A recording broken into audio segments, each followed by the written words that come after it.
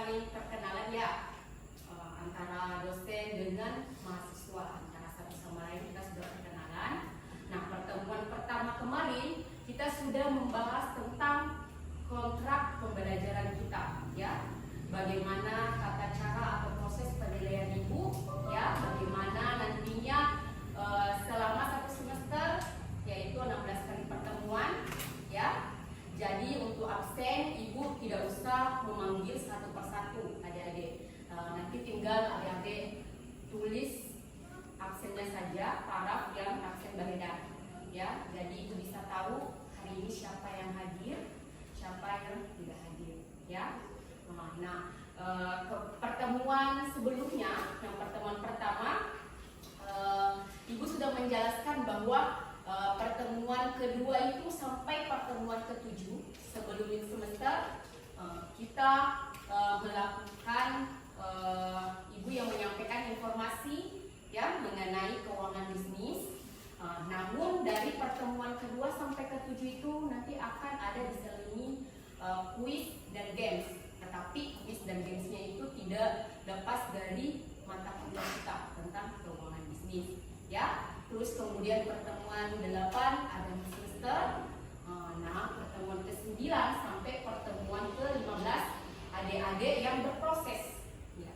Kenapa? Karena ibu ingin melatih kalian untuk bisa berdiri di depan, ya. Dan nantinya ada teman-teman atau audiens yang menyampaikan argumentasi, ya kan, bertanya. Jadi nantinya proses pembelajaran kita lebih aktif lagi, ya. Nah, seperti itu.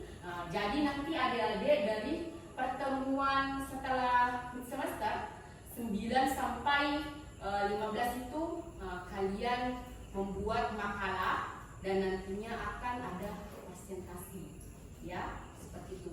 Nah, pertemuan ke-16 itu UAS. Nah, seperti itu, ya. Oke, kita masuk ke materi, ya. Nah, ini ibu akan membawa tentang keuangan bisnis. Berarti dari kita lihat saja dari 2 judul keuangan bisnis, berarti akan dibahas mengenai tentang keuangan dan bisnis. Ya. Ada yang tahu keuangan itu seperti apa? Atau bisnis itu seperti apa? Pengertian bisnis itu apa? Ya. Kan kalau keuangan otomatis ada yang berkaitan tentang ya, ada laporan keuangan, ya kan? Ya. Ada manajemen ya, ada pengelolaan keuangan. Sama dengan pengaturan keuangan. Nah, ini sangat penting untuk kehidupan sehari-hari, ya kan? Bisnis, ya kan? Keuangan itu. Nah, kalau bisnis, ada yang tahu? Bisnis adalah suatu usaha yang terorganisir dari orang-orang untuk menghasilkan dan menjual barang dan jasa. Ya, betul. Nah, bisnis itu merupakan suatu kegiatan. Jadi ada kegiatan, ya, ada aktivitas, ya, memproduksi, ya, sehingga nantinya akan mendapatkan laba. Laba itu akan menghasilkan profit, ya kan? Menghasilkan uang, ya kan? Seperti itu.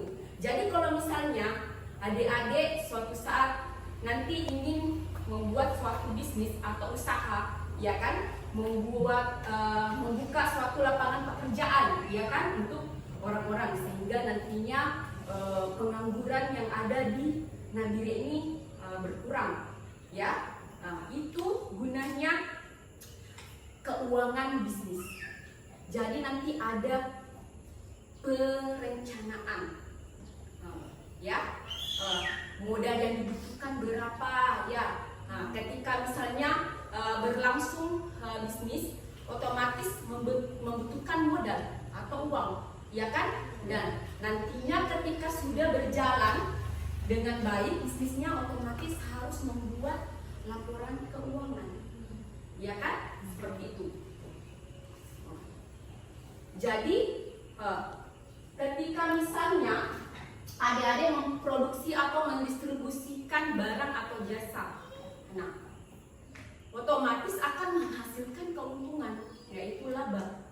Ya, misalnya adik-adik menjual yang sekarang ini kan lagi viralnya bagi perempuan itu skincare, ya betul, skincare. Kan rata-rata sekarang gadis-gadis maunya glow up, ya kan, terlihat cantik begitu. Jadi nanti membuat suatu usaha dengan membuat skincare misalnya dari racikan, ya kan, misalnya hair body racikan yang kalian ingin buat. Nah otomatis harus betul-betul kita menyediakan modal yang dibutuhkan. Jadi nanti di situ akan berapa harga hair body, berapa bibit pemutihnya, ya kan, berapa harganya, seperti itu. Jadi nanti akan ada berkaitan dengan laporan keuangan, ya, ada berkaitan dengan jurnal, ya kan, neraca, ya seperti itu. Ada aktiva lancar, aktiva tidak tetap, seperti itu, ya. Kalau berkaitan dengan keuangan bisnis, jadi akan membahas ke situ. Nah, ini ada tujuan bisnis. Tujuan bisnis itu terbagi dua. Ada tujuan bisnis tentang primer dengan sekunder. Nah, tujuan bisnis primer itu ada 3. Nah, adik-adik bisa lihat di sini ada 3: pertumbuhan hidup, laba, dan kelangsungan hidup. Nah, di sini kepuasan stakeholder bisa terpenuhi ketika tercapainya 3 tujuan bisnis primer ini, yaitu pertumbuhan hidup, laba, dan kelangsungan hidup. Nah, stakeholder ini seperti apa? Ada yang tahu? Stakeholder, buruh,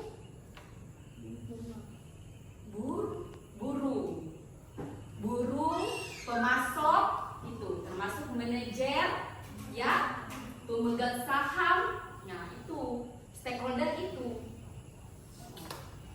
Jadi tujuan bisnis ini ketika terjadi kepuasan masyarakat, ya kan, buruh, pemegang saham, ya, ketika 3 tujuan bisnis primer ini tercapai, yaitu pertumbuhan hidup, laba, dan kelangsungan hidup, ya.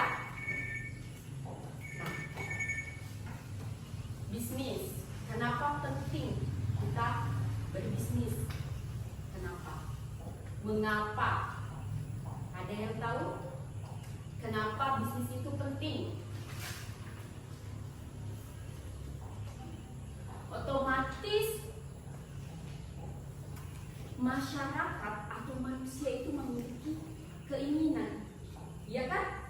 Otomatis adik-adik ini memiliki keinginan, kan? Ya, entah itu untuk memenuhi kehidupan sehari-hari, ya kan? Jadi untuk mengurangi atau menambah penghasilan kita dengan cara berbisnis. Keinginan manusia itu banyak. Apa saja itu? Mengembangkan bakat, ya kan? Ingin kepuasan kerja, ya kan? Ingin mendapatkan penghasilan. Agar kenapa? Agar bisa memenuhi kehidupan sehari-hari.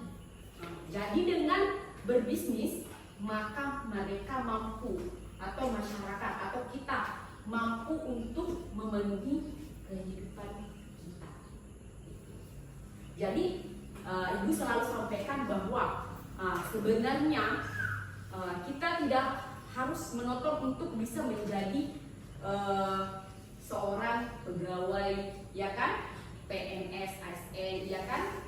Dengan cara kita berbisnis pun itu sangat-sangat membantu tingkat pengangguran yang terjadi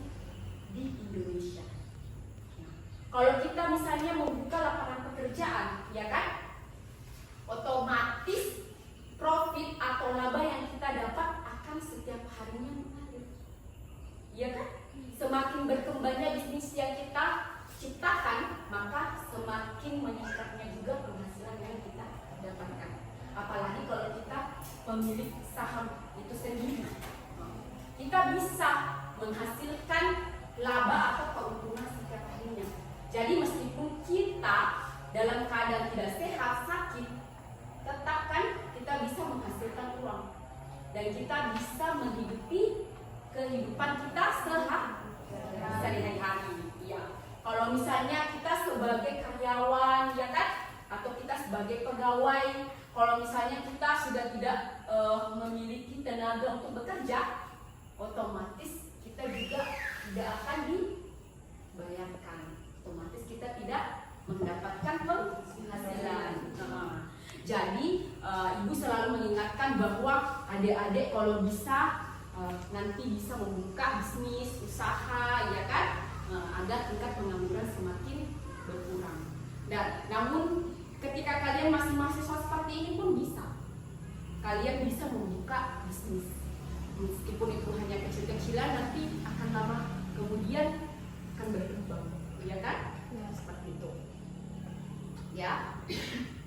Nah, di sini ada 3 klasifikasi bisnis. Nah, ada usaha industri, usaha perdagangan, dan usaha jasa.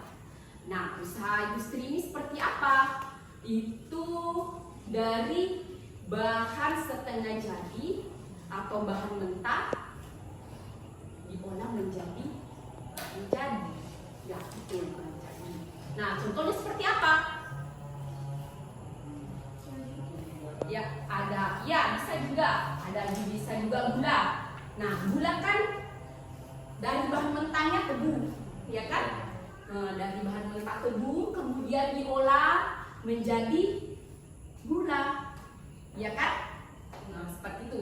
Sama dengan misalnya kita memproduksi tempe, dari kedelai dan ragi, jadi bisa menjadi tempe. Jadi kita bisa jual dan nantinya akan menghasilkan profit lagi, ya kan? Seperti itu.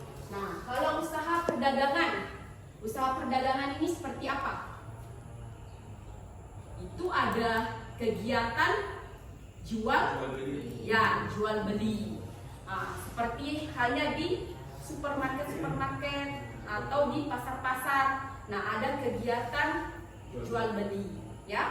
Nah, nantinya beli puas, ya kan, membeli barang yang dia beli, sedangkan si penjual menghasilkan uang, ya, seperti itu. Jadi ada kegiatan jual beli, ya, seperti itu.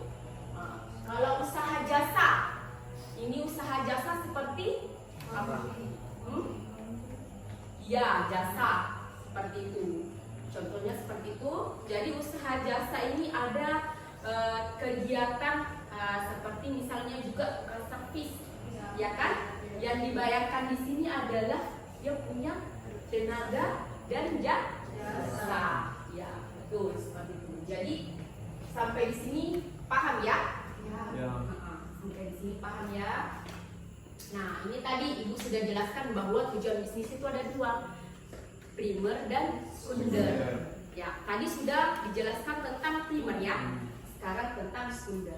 Nah, kalau tentang sekunder itu tujuan bisnis sekunder ada 4, yaitu ada tujuan pemasaran, ada pembaharuan produk, ada pembaharuan sistem dan prosedur, dan pengembangan SDM.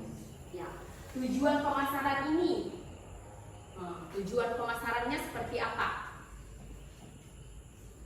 Kenapa bisa ada pemasaran? Nah, otomatis untuk meningkatkan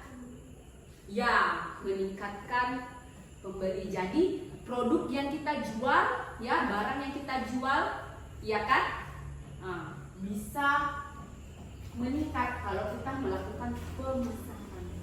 Kalau misalnya kita memproduksi barang, hanya kita menjual di lokasi saja tempat kita menjual, tidak ada pemasaran, otomatis bagaimana konsumen atau masyarakat luas tahu, ya kan? Kalau tidak ada pemasaran. Nah, tujuan pemasaran ini itu Ya, untuk memberikan kepuasan kepada konsumen seperti itu. Jadi kalau semakin meningkatnya kita melakukan pemasaran, otomatis semakin tinggi juga tingkat penjualan yang terjadi. Jadi tujuan utama dari pemasaran ini itu untuk memuaskan konsumen, ya. Terus pembaharuan produk.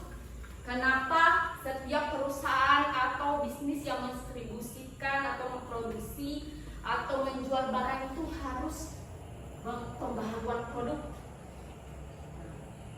Karena ketika selalu melakukan pembaruan, otomatis ya konsumen akan tertarik terus-menerus untuk membeli produk kita. Ya, contohnya misalnya kalian hanya awalnya membuka usaha kecil-kecil pop ice ya kan? Kan biasanya anak-anak kecil itu suka pop ice, ya betul. Dari awalnya kita hanya menggunakan plastik kayak pembungkus gula itu, ya kan, dengan sedotan. Nah, kita melakukan pembaharuan atau inovasi baru atau kreativitas baru itu dengan menggunakan gelas. Ya, gelas plastik kemudian di wrap, ya kan?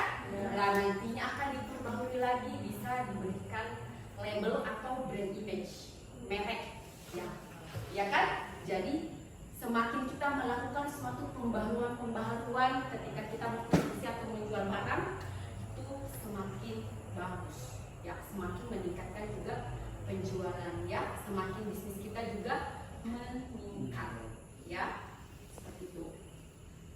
Terus yang ketiga, kenapa pembaharuan sistem dan prosedur? Kenapa pembaharuan prosedur dan sistem juga harus diperbaharui atau dikembangkan? Ini juga sangat perlu. Tujuannya apa? Itu ketika misalnya kita melakukan pembaharuan sistem dan prosedur, itu akan semakin juga meningkatkan penjualan, ya kan? Misalnya prosedurnya dari awal, misalnya kita membuat produk, ya. Nah, kita semakin mengembangkan prosedur yang ada, ya kan, ke karyawan kita, mengatur sistem atau memperbarui sistem yang ada, yang tadinya hanya menggunakan pemasaran, ya kan, pemasaran yang hanya menggunakan dari mulut ke mulut, misalnya ke rumah ke rumah. Nah, sekarang kan menggunakan teknologi, jadi semakin canggih. Jadi bisa kita melakukan membuat grup. Kan sekarang ini kebanyakan saya lihat produsen itu membuat grup, ada yang namanya wisata kuliner Nagire, ya kan, ada grup seperti itu. Jadi lebih memudahkan masyarakat atau konsumen untuk memesan apa yang kita jual. Jadi kita melakukan pemasaran di situ. Jadi ada sistem pembaharuan yang terjadi, ya kan? Ada sistem prosedur yang terjadi. Jadi ketika misalnya memang juga terkenal apa yang kita jual, ya kan, di masyarakat luas atau konsumen, ya kan, mereka semuanya puas dengan produk yang kita jual, ya kan, seperti itu. Otomatis dari mulut ke mulut, enak jualan mereka, ya kan, mereknya ini enak untuk dikonsumsi, seperti itu. Otomatis masyarakat akan lebih tertarik lagi membeli produk kita, dan mereka akan membeli selalu secara berulang-ulang, ya kan? Nah, terus yang terakhir, pengembangan SDM. Tujuannya apa pengembangan SDM ini? Ya, betul. Ya, betul juga. Nah, kenapa pengembangan SDM ini juga perlu? Karena ketika kita mengembangkan potensi sumber daya manusia yang ada di bisnis kita, otomatis akan terjadi juga tingkat penjualan yang lebih baik lagi. Kalau kita tidak mengembangkan sumber daya manusia kita, otomatis akan vakum di situ saja, ya kan? Bagaimana cara kita mengembangkan sumber daya manusia kita? Itu banyak cara ya. Kita melakukan workshop, ya kan? Pelatihan, ya kan?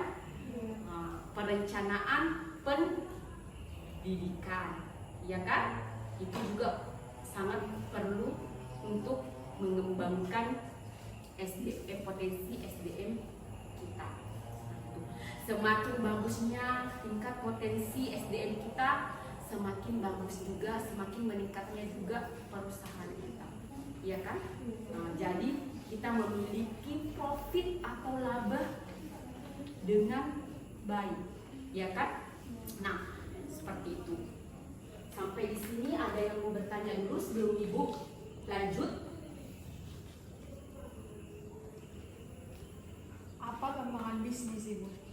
Ya? Apa tantangan bisnis? Apa saja tantangan bisnis? Oh iya, tantangan bisnis itu ada banyak, ya. Kalau kita membuat usaha, ya kan, atau membuat bisnis itu banyak tantangannya. Kenapa? Karena memang bukan hanya kita yang membuat usaha atau bisnis, ya kan? Otomatis banyak tantangan-tantangan yang ada untuk memajukan bisnis kita agar tidak low, ya kan? Agar tidak down, ya kan? Nah, tantangannya itu seperti apa? Adanya namanya persaingan dari antara pebisnis yang satu dengan pebisnis yang lain. Betul. Terus kedua, tantangan selanjutnya, kedua itu mengenai teknologi. Ya, semakin kita memperbarui pengetahuan kita, ya kan, potensi kita, apalagi sekarang ini kan semuanya menggunakan teknologi, apa-apa teknologi, ya kan? Nah, sekarang lebih memudahkan kita untuk menggunakan apa-apa informasi apa-apa itu dengan teknologi, ya kan? Pemasaran pun itu sekarang ini melakukan teknologi di sosial media, ya kan? Karena sekarang juga banyak konsumen ataupun masyarakat menggunakan sosial media, ya kan? Jadi mereka bisa menginformasikan, mereka dapat informasi dari sosial media itu. Nah, dulu kan kalau misalnya kita ingin ojek, ya kan kita mesti, misalnya kita belum memiliki kendaraan pribadi, ya kan? Sekarang itu tidak perlu kita menunggu ojek di depan sampai beberapa menit, ya kan? Tidak perlu lagi. Kenapa? Karena sekarang sudah ada yang namanya teknologi. Nah, sekarang ada di aplikasi. Aplikasi sekarang itu ada yang namanya ojek online, ya kan? Sama dengan Just Tip. Kalau kita ingin belanja sesuatu barang yang tidak ada di Nabire ataupun ada tetapi harga yang lebih terjangkau, ya kan? Kita bisa menggunakan teknologi. Seperti itu, ya. Jadi tantangannya itu ada persaingan, ya kan? Ada teknologi, terus ada kemampuan. Jadi kalau kita tidak memiliki atau kita tidak memperbarui kreativitas kita, inovasi kita, ya kan? Kita tidak meningkatkan motivasi kita, ya kan? Dalam usaha kita, otomatis akan terlampaui dengan bisnis lain. Nah, tantangannya juga itu investor, ya kan? Kalau misalnya perusahaan lain lebih terkenal, dia punya brand, ya kan, merek, otomatis investor lari ke pebisnis lain. Makanya tadi Ibu katakan bahwa kita harus selalu memperbaharui sistem dan prosedur, mengembangkan pemasaran, ya kan? Mengembangkan potensi SDM kita, ya kan? Seperti itu. Ya, masih ada yang mau bertanya? Ya. Seberapa penting keuangan bisnis dalam perusahaan? Sangat penting. Ada yang bisa menjawab? Pentingnya kenapa? Keuangan bisnis terhadap perusahaan. Untuk mengetahui keuntungan yang didapatkan dan operasional kita punya dananya. Oh ya, betul. Sangat penting keuangan bisnis dalam perusahaan. Kenapa? Benar tadi yang dikatakan bahwa untuk mengetahui keuntungan, ya kan? Untuk mengetahui bagaimana atau seberapa perlu modal untuk kita operasional atau modal yang diperlukan untuk mengembangkan bisnis kita. Misalnya kita membuat usaha, seperti tadi dikatakan, kita membuka suatu bisnis, ya kan? Sebelum kita memilih produk yang kita ingin produksi, ya kan? Otomatis kita harus menggunakan atau menyediakan biaya, ya kan? Jadi ada laporan keuangan, ya, ada penyediaan, ada perencanaan. Misalnya, kalau kita ingin memproduksi atau mendistribusikan apa ya? Contohnya, misalkan yang terkenal di sini apa ya? Yang lebih enakan biasanya daripada laman itu tero ya, ubi jalan. Kalau di sini dikatakan petatas ya, sangat terkenal petatas ini, ya kan? Otomatis sebelum membuat bisnis ini, membuat petatas atau keripik, ya kan? Kita harus memiliki perencanaan dan biaya-biayanya itu seberapa banyak, ya kan? Sama dengan misalnya dalam kehidupan sehari-hari saja, janganlah kita ke perusahaan dulu. Dari kehidupan sehari-hari saja, itu juga sangat penting mengenai keuangan. Kenapa? Karena memang dibutuhkan, iya kan? Dibutuhkan perencanaan, dibutuhkan penyediaan. Untuk membeli sampo saja, otomatis kita harus mencatat, ya kan? Ada jurnalnya. Itu, misalnya kita membutuhkan berapa dalam satu bulan uang untuk membeli sampo berapa, ya kan? Untuk membeli sabun berapa.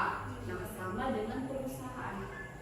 Nah, ketika kita merintis dari awal, otomatis biaya untuk membeli petatas berapa, ya kan? Ongkos kirim petatas dari kedalaman, ya kan?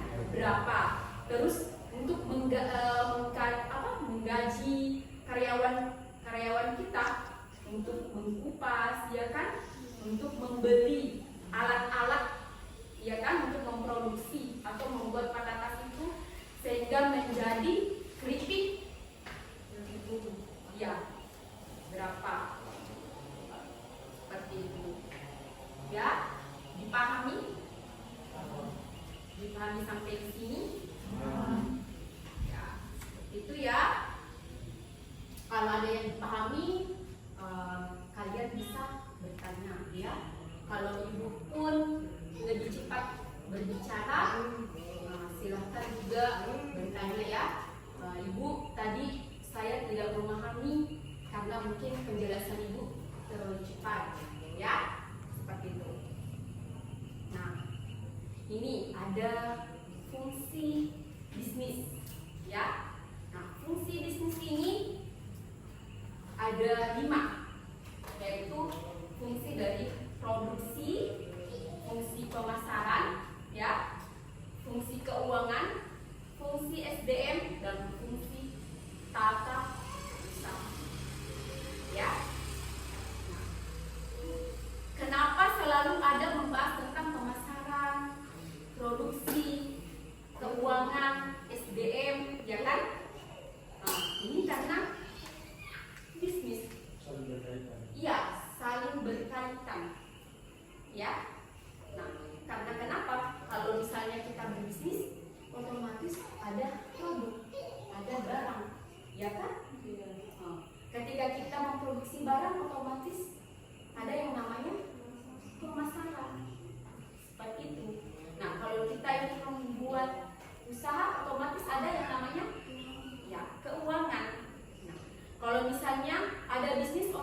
otomatis ada sumber daya manusia.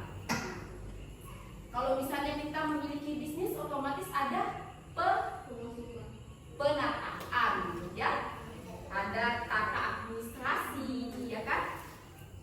Seperti itu. Nah, fungsi produksi, ini fungsi produksi itu maksudnya seperti apa? Ada input dan output, ya. Jadi bagaimana sikap kita untuk memproduksi barang ataupun jasa. Sikap seperti apa yang dimaksud? Yaitu bagaimana cara kita berpikir bahwa apa yang pantas kita produksi, apa yang pantas kita jual. Ya, seperti itu. Kalau fungsi pemasaran, ini sama, hampir sama tadi yang awal Ibu jelaskan, ya kan? Bahwa semakin kita berinovasi baru, semakin kita memiliki kreativitas, ya kan? Semakin kita memasarkan produk kita, akan semakin meningkat penjualan yang terjadi, ya kan? Itu. Terus fungsi keuangan ini sangat penting di bisnis. Kenapa sangat penting? Karena memang lagi-lagi Ibu tadi katakan bahwa untuk merintis atau menyiapkan usaha, ya kan? Bahkan untuk kehidupan sehari-hari pun itu memerlukan keuangan, ya kan? Untuk membayar karyawan, ya, untuk memproduksi barang, untuk membeli alat-alat, itu semuanya membutuhkan uang. Terus fungsi SDM, sama tadi Ibu katakan bahwa semakin berkembangnya sumber daya manusia, maka semakin cepatlah atau semakin tujuan kita bisa tercapai, ya kan? Kalau potensi sumber daya manusia kita bagus, otomatis tantangan-tantangan atau masalah-masalah di luar sudah bisa kita atasi dengan potensi-potensi sumber daya manusia yang kita punya. Itu ya. Kemudian fungsi tata usaha. Kalau fungsi tata usaha ini berarti berhubungan dengan pelaksanaan administrasi, ya kan? Pelaksanaan kegiatan. Misalnya kalau kita ingin mengembangkan potensi SDM, ya, seperti tadi Ibu katakan bahwa kita melakukan workshop, pelatihan, ya kan? Perencanaan, ya kan? Perencanaan pendidikan terhadap sumber daya manusia kita, otomatis ini juga diperlukan. Kenapa? Agar dapat tersampaikan atau kita bisa mengetahui apa? Mengetahui keuntungan atau profit yang kita peroleh dari jangka pendek maupun jangka panjang, ya, seperti itu. Jadi keuntungan yang kita dapatkan per bulan itu ada berapa? Kan berkaitan dengan tata semua, ya, tata administrasi, ya kan?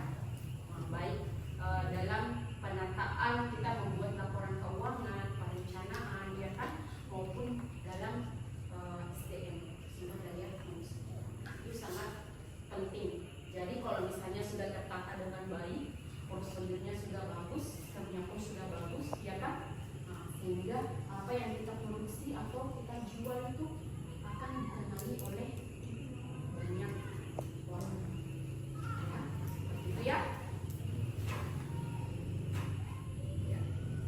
Sampai di situ ada yang ditanyakan?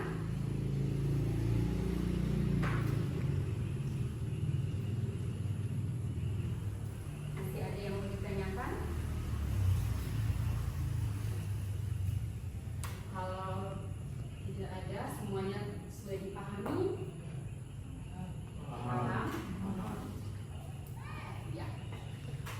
dipahami. Berarti minggu depan ya, pertemuan ketiga, kalau ibu bertanya kembali mengenai apa yang minggu sebelumnya kita pelajari, harus semuanya bisa menjawab, ya kan?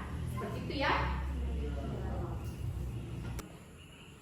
Apalagi adik-adik ini memiliki, ya, sudah memilih untuk kuliah di manajemen dan bisnis di prodi ilmu administrasi bisnis.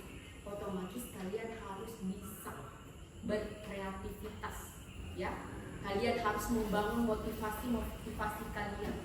Kalau bukan kalian yang membangun itu, siapa lagi ke dasarnya, ya kan? Seperti itu, ya. Lagi-lagi ibu katakan bahwa ibu tidak akan selamanya menetap di sini, karena ibu kan seorang pendatang, ya kan? Suatu saat pasti akan meninggalkan Nagire. Jadi yang mengembangkan kota Nagire ini adalah kalian, ya. Jadi ibu harap ketika misalnya selalu setiap hari jangan ada yang hanya datang, diam, terus pulang, ya. Ibu menginginkan kalian setiap masuk kuliah itu harus kalian bisa mengetahui, setidaknya ada pemahaman kalian mengenai mata kuliah yang kalian pilih, ya.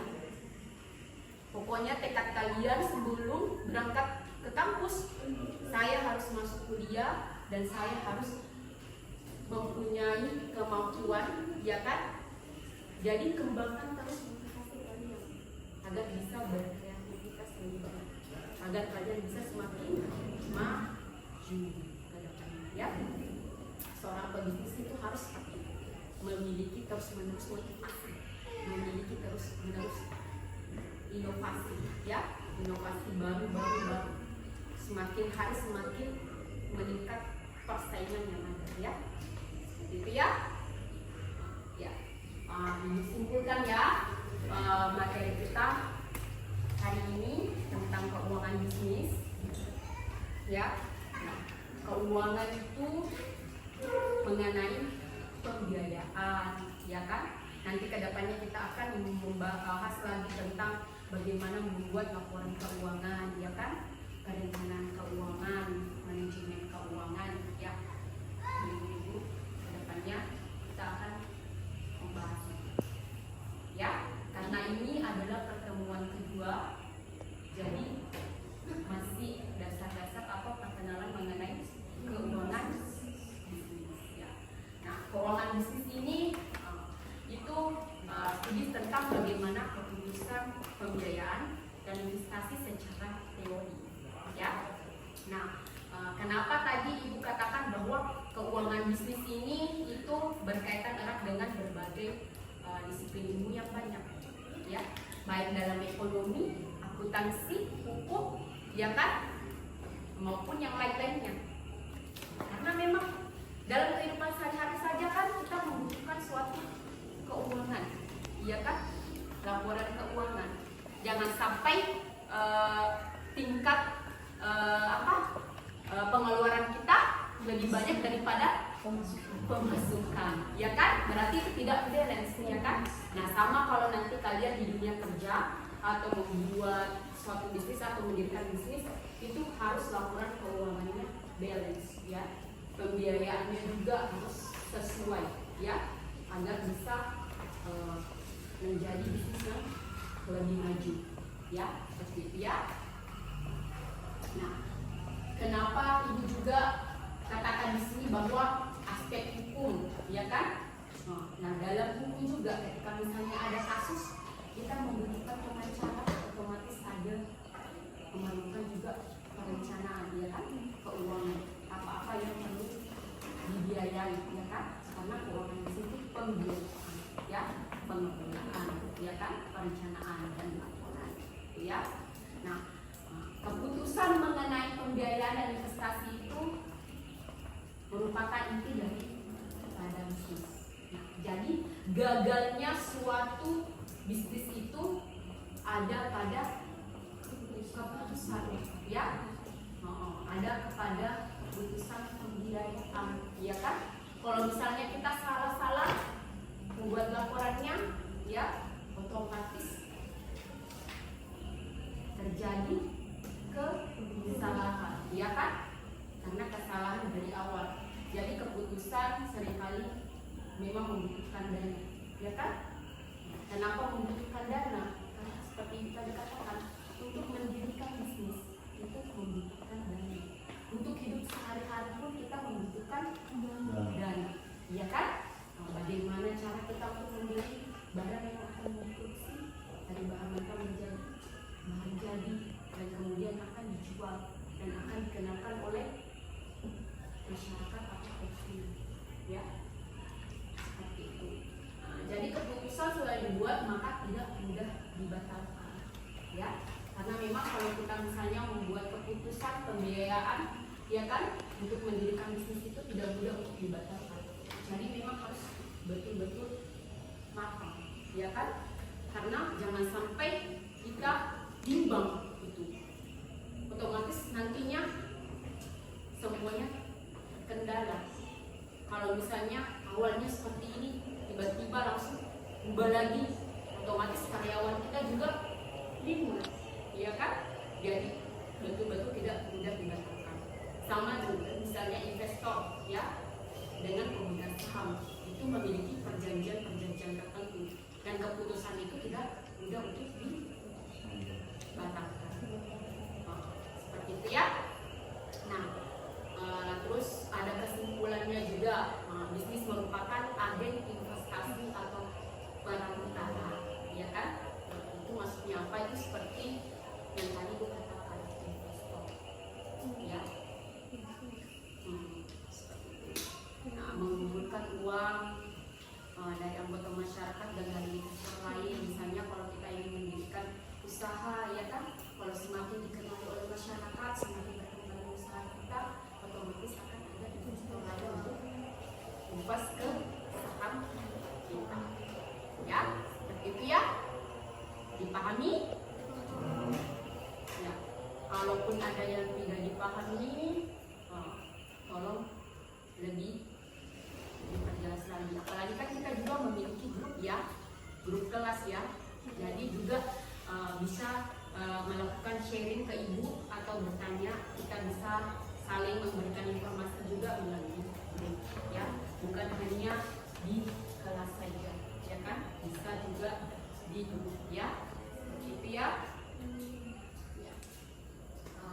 Saya rasa cukup sekian hari ini materi tentang pengembangan bisnis, dan sebelum kita menutup mata kuliah pembelajaran hari ini, marilah kita berdoa sesuai keyakinan masing-masing.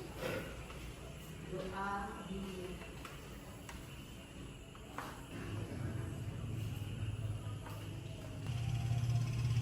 selesai. Minggu depan kita bertemu lagi, ya.